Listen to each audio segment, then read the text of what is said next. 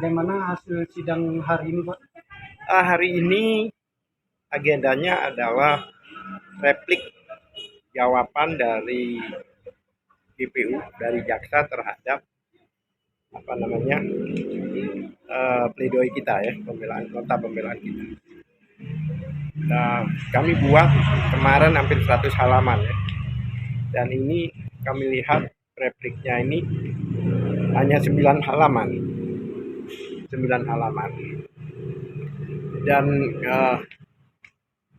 besok hari Jumat 3 hari setelah ini kami akan menjawab dari repliknya dengan dimakan duplik ya, duplik dari kami. Yang mana di dalam diputuskan di dalam jadwal bahwa tanggal 14 adalah putusan. Tanggal 14 besok adalah putusan.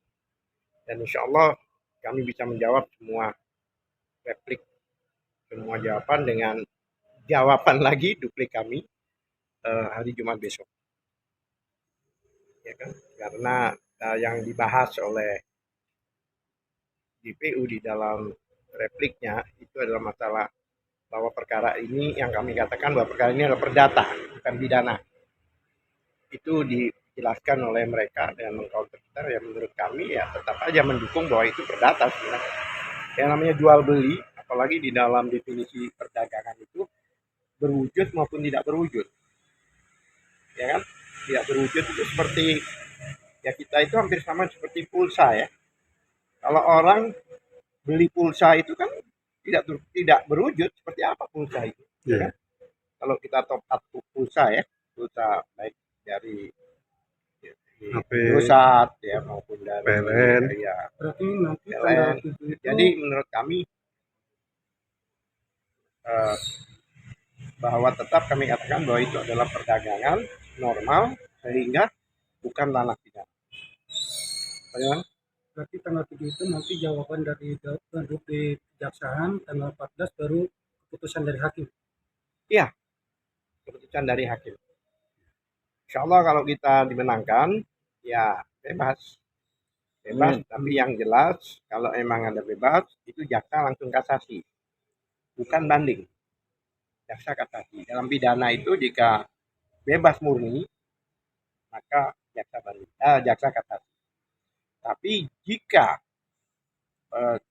kita mungkin tidak diuntungkan dalam arti dipersalahkan, ada langkah hukum lanjutan yang disebut banding. Jadi kalau kita yang dikalahkan dalam arti dihukum, banding. Tapi kalau bebas tanpa banding, langsung kasasi. Ya kan? Dan saya yakin, insya Allah, yakin-yakinnya bahwa kita tidak bisa mendahului Allah Subhanahu Wa Taala. Tapi dengan banyaknya orang terdolimi, ya kan, yang dirugikan, insya Allah ya banyaklah doa yang akan diterima oleh Allah. Itu apa ya? Dugaan saya. Masa sekian 57.000 orang ini tidak ada yang tembus doanya.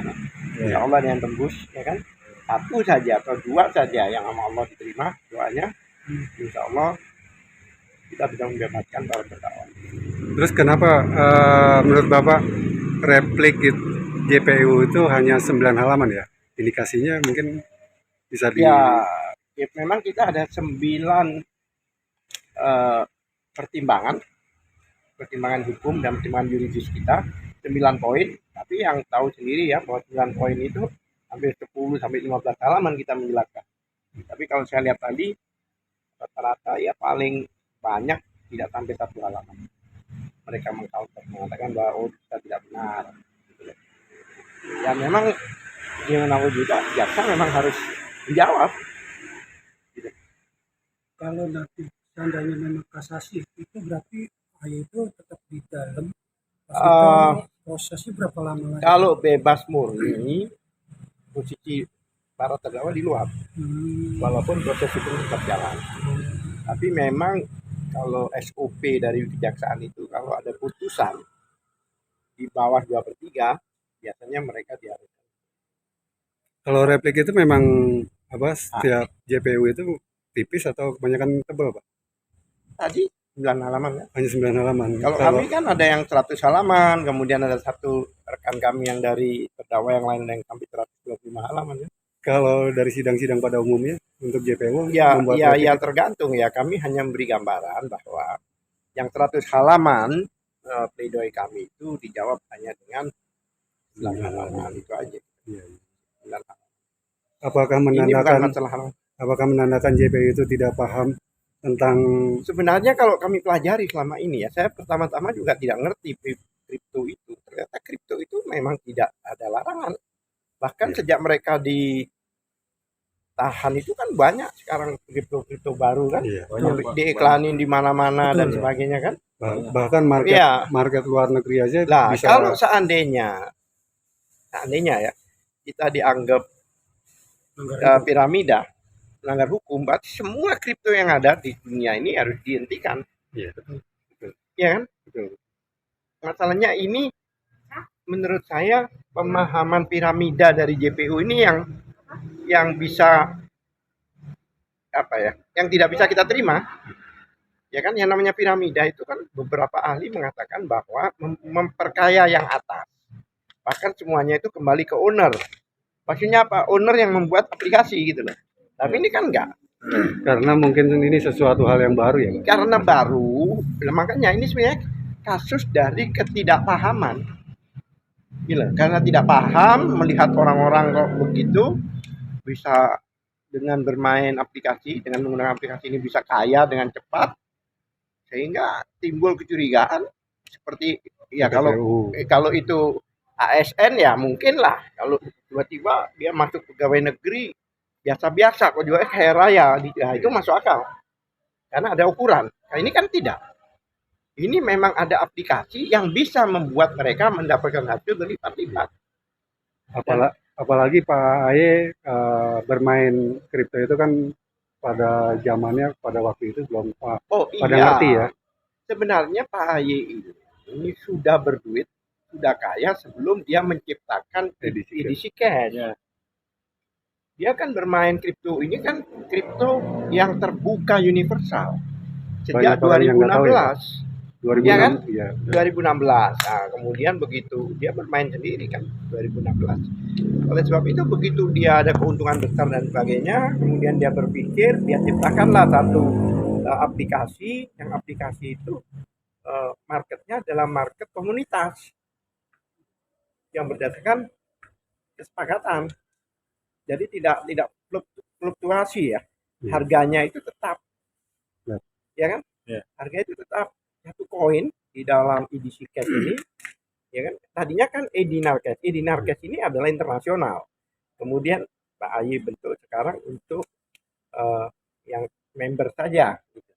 Bermain antar member, ya kan? Nah, itu kan dengan koin itu kalau kita membeli itu dengan harga 20.000 per koin, ya kan? Menjualnya 15.000. Lah kan ini kan kalau logika bisnis kan seperti nggak masuk akal. Rugi. Membelinya 20, jualnya 15. Tapi ada keuntungan 5.000. Bukan soal keuntungan, artinya secara bisnis umum, setiap orang membeli sesuatu kemudian dijual lagi, itu pasti lebih mahal. Kayak gitu ya. Iya. Nah, di dalam permainan itu begitu dia beli 20.000 satu koin 20.000 tadi, memang ada harga supaya mereka bisa menambang, yaitu dengan harga artinya yang dibelikan koin itu adalah 4 juta karena 20.000 jadi dapat 200 koin. Betul.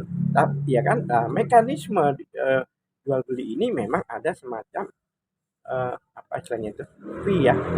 Fee dari yang dibeli itu adalah 700. Sebenarnya kalau orang mendaftar itu bayarnya 5 juta.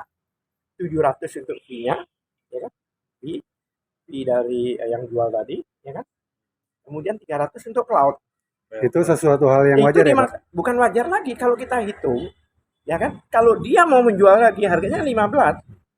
Kalau 200 koin dengan harga 15 itu cuma 3 juta. Ruginya dia kalau dihitung. Kalau dia hanya dapat 700. Kemudian dia rugi 3 juta 1 juta. Kan berarti rugi. Maksudnya Jadi dengan artinya kan itu kan per bulan menambah itu kan dapat 15%. Yang Satu dijual bulan. hasilnya Pak ya. Satu bulan 15%. Ya kan? Padahal pada waktu dia menjual, dia rugi dong 5%. Jadi 15% itu nggak ada artinya. Ya kan? Berarti kan masih ada 10% kan? maksud saya gini Pak, untuk dalam jual beli itu sponsor itu mendapatkan fee 700.000 itu dalam hal jual beli itu Lepas, lepas ya. lepas. Maksudnya wajar-wajar aja Wajar seperti karena orang yang membeli itu kalau dia menjual koin dia juga dapat 700. ya seperti halnya jual Bukannya beli setelah lepas. makanya seperti jual beli pada umumnya, misalkan jual beli rumah itu kan pasti kadang suka ada sponsornya atau kalau bahasa Iya, kasarnya calo. begini. Ini bukannya terus kita dapat 700 tiap bulan, tidak. Gitu. 700 lepas Kali doang. sekali doang. Ya sama seperti Kemudian dianya yang membeli tadi kalau dia mau menjual lagi dia juga dapat 700. Iya. Iya kan? Ya 700. Dan menunggu waktu yang 15%. Menunggu waktu karena ada waktu tertentu kalau nggak salah selama 2 bulan baru bisa menambang istilahnya. Ya namanya mekanisme. Namanya apa istilahnya itu aplikasi. Aplikasi itu kan macam-macam. Iya. Ya kan? Dan aplikasinya dibuat seperti itu. Berarti ini keahlian teknologi. Dan yang membuat aplikasi itu adalah orang-orang ITA. Memang yang membayar orang ITA membuat aplikasi itu AY, tapi AY sendiri nggak tahu cara menggunakannya itu. Berarti institusi ini baik jaksa, hakim itu harus mengikuti perkembangan zaman berarti Bukan, ya seharusnya begitu. Artinya begini. Dulu kan Gojek juga pernah dimasalah. ya? Iya betul. Bagaimana kalau kita dari Bekasi ini mungkin ke Cibubur contohnya atau berapa ke Cibubur itu biasanya kalau naik ojek 50.000, tapi dengan adanya aplikasi hanya 2.000 dia bayar. Kok aneh kan? Nah pada waktu itu kan taksi protes, organda protes, ini protes, akhirnya jalan tengahnya apa? Dimasukkan aja semua ke aplikasi. Bahkan Bluebird pun punya aplikasi. Ya sudahlah kan kalian ikut saja sekalian di sini gitu. Ya kan? Dalam arti kata di dalam persidangan ini kita untuk Kalau nampaknya jangankan hakim jaksa, ya kan? Saya sendiri sebagai PH juga nggak ngerti awalnya. Tapi begitu karena kita mengikuti persidangan, ini kami paham. Oh begini ya masuk akal. Gitu loh. Tadinya ya kami juga sudon. Ya, apa ini? Ya. Kemudian dengan diblame bahwa ini investasi bodong, itu sudah nganggur. Seperti itu kan. Nah, seperti itu juga akhirnya paham. Nah, di sini pun juga begitu. Makanya majelis pun juga banyak belajar di sini. Awal-awalnya dia bingung, kok bisa? Ya kan? jadi agak sedikit tertarik kayaknya. Iya, dengan bayar 5 juta sebagai data, dalam 3 tahun bisa dapat 400 juta. Bagaimana mungkin dia bilang? Tapi begitu mengikuti akhirnya sama-sama belajar, baik saya maupun majelis hakim jadi paham.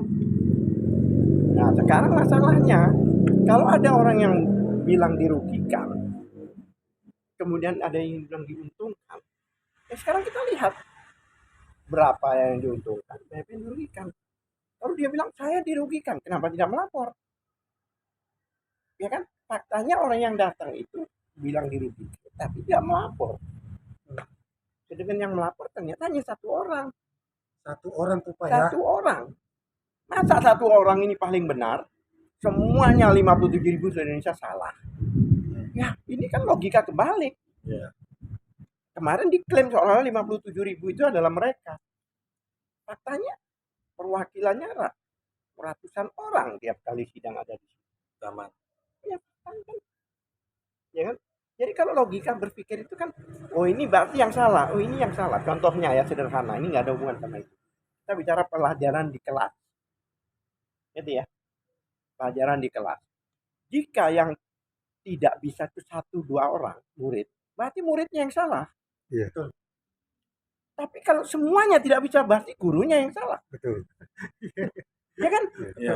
Ya yang besar itu adalah yang benar. Begitu pula ini. 57 bilang diuntungkan. Satu orang bilang dirugikan. kenapa hakim harus mempertahankan satu orang ini? Iya, betul. Itu pertanyaan saya. Ya kan, kalau emang harus membela ini kan timbul pertanyaan, ada apa? Kan begitu. Ya kan? Begitu. Nah, itu logika berpikir yang sederhana. Terima kasih Pak Ya. atas Terima kasih, Pak. resumenya.